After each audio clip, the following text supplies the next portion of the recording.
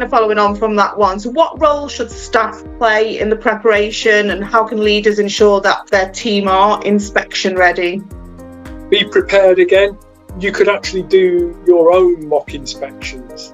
And what I found works well is if you might be able to take a carer or a team leader off the floor for the day, whack a CQC badge on them and say you're the inspector for the day. So they can go around looking at evidence and reporting back. So it's about involving people so they are prepared for what happens when CQC come. What you want to do is take the fear out of it for everybody. It's like when I used to go to services inspecting, I remember going one place and people just ran a mile when I walked in. You know, they were hiding in rooms, going to the toilet, and I just made a point of, well, you can run but you can't hide kind of thing. You know, I found them at the end and spoke to them.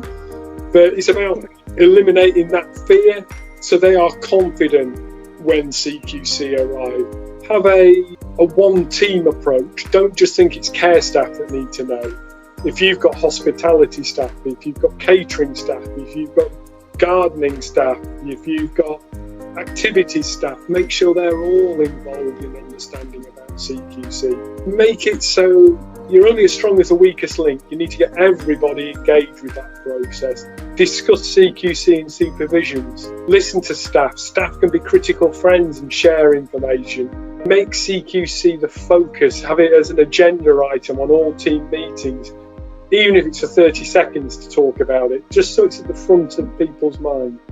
And ideally, you know, something just leapt into my mind then. It's in the early days of the space race, there was the president, I think it was JFK or something, was visiting somewhere, and there was a guy that was sweeping the floor at NASA, and the president said, "What do you do?" And he said, "I help put people on the moon." He wasn't directly involved in some highfalutin computer models or building a technique. He was keeping the place clean, but he saw himself as vital for putting someone on the moon. And that's what you will need to create within your team, really, is that everyone feels engaged and involved.